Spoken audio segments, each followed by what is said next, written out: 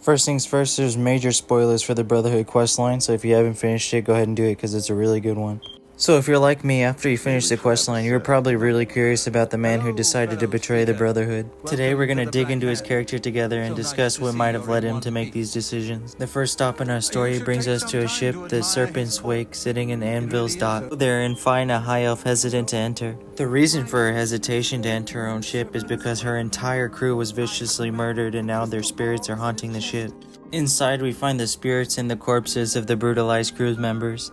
There's blood everywhere and things are thrown everywhere. The rest of the crew aren't in much better shape than the captain. These brutal actions are none other than Mathieu Bellamont. Unfortunately, our poor crew didn't know who they were dealing with. They had a small and seemingly insignificant confrontation where insults were exchanged. Then they paid the ultimate price for it. This small case shows the brutality of the man we're working with. And of course he wasn't always this way. Our story begins with a child, a mother, and a father. Unfortunately for Mathieu, his parents would end up having some sort of falling out. His father, upset with the lack of affection from his estranged wife, decided to contact the Brotherhood.